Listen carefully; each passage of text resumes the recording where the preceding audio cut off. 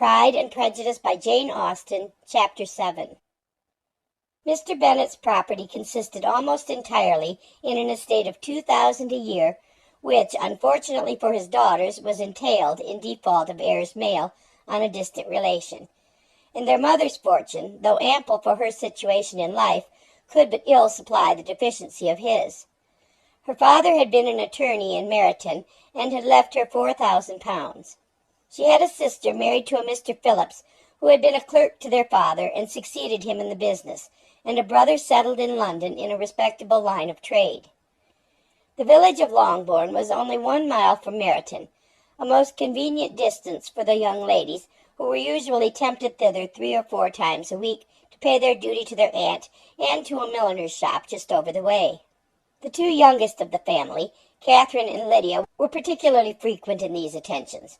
Their minds were more vacant than their sisters', and when nothing better offered, a walk to Meryton was necessary to amuse their morning hours and furnish conversation for the evening. And however bare of news the country in general might be, they always contrived to learn some from their aunt. At present, indeed, they were well supplied both with news and happiness by the recent arrival of a militia regiment in the neighborhood. It was to remain the whole winter, and Meryton was the headquarters. Their visits to Mrs. Phillips were now productive of the most interesting intelligence. Every day added something to their knowledge of the officers' names and connections. Their lodgings were not long a secret, and at length they began to know the officers themselves.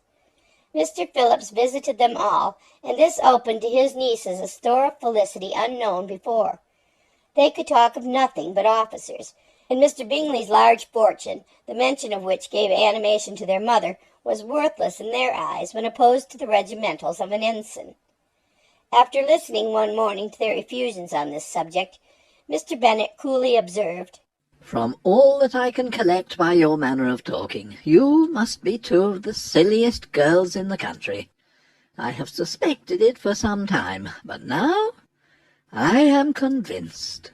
Catherine was disconcerted and made no answer, but Lydia, with perfect indifference, continued to express her admiration of Captain Carter, and her hope of seeing him in the course of the day, as he was going the next morning to London.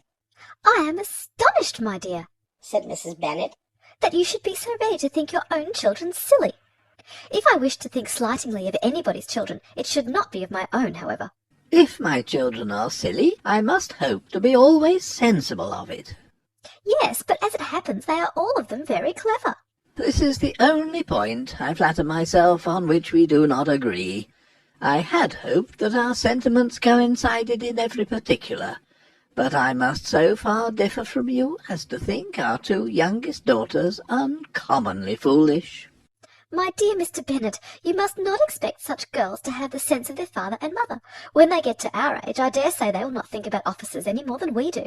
I remember the time when I liked a red coat myself very well, and indeed so I do still at my heart, and if a smart young colonel with 5,000 or 6,000 a year should want one of my girls, I should not say nay to him, and I thought Colonel Forster looked very becoming the other night at Sir William's in his regimentals." "Mamma," cried Lydia, "my aunt says that Colonel Forster and Captain Carter do not go so often to Miss Watson's as they did when they first came. She sees them now very often standing in Clark's library." Mrs. Bennet was prevented replying by the entrance of the footman with a note for Miss Bennet. It came from Netherfield, and the servant waited for an answer. Mrs. Bennet's eyes sparkled with pleasure, and she was eagerly calling out while her daughter read. "Well, Jane, who is it from? What is it about? What does he say? Jane, make haste and tell us. Make haste, my love." "It is from Miss Bingley," said Jane, and then read it aloud. "My dear friend, if you're not so compassionate as to dine today with Louisa and me, we shall be in danger of hating each other for the rest of our lives. For a whole day's tete-a-tete between 2 women can never end without a quarrel. Come as soon as you can on receipt of this. My brother and the gentleman are to dine with the officers. Yours ever, Caroline Bingley." "With the officers?" cried Lydia. "I wonder my aunt did not tell us of that." "Dining out?" said Mrs. Bennet. "That is very unlucky." "Can I have the carriage?" said Jane. "No, my dear, you had better go on horseback, because it seems likely to rain, and then you must stay all night." "That would be a good scheme," said Elizabeth. If you were sure that they would not offer to send her home.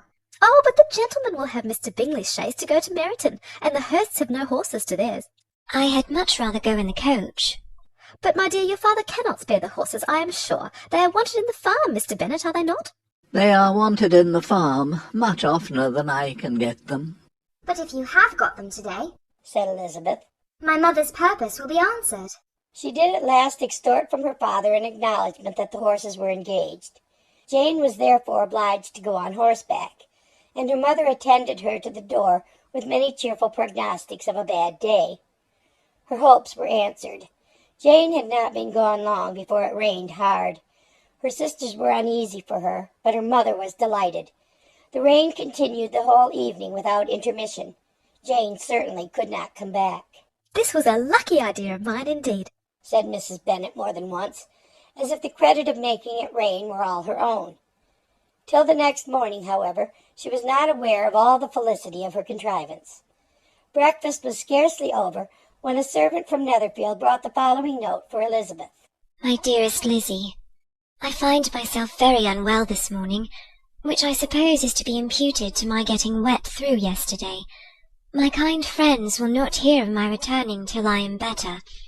They insist also on my seeing Mr. Jones, therefore do not be alarmed if you should hear of his having been to me, and excepting a sore throat and headache, there is not much the matter with me.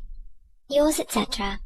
Well, my dear, said Mr. Bennet, when Elizabeth had read the note aloud, if your daughter should have a dangerous fit of illness, if she should die, it would be a comfort to know that it was all in pursuit of Mr. Bingley and under your orders. Oh, I am not afraid of her dying. People do not die of little trifling colds. She will be taken good care of. As long as she stays there, it is all very well. I would go and see her if I could have the carriage. Elizabeth, feeling really anxious, was determined to go to her, though the carriage was not to be had, and as she was no horsewoman, walking was her only alternative. She declared her resolution. How can you be so silly?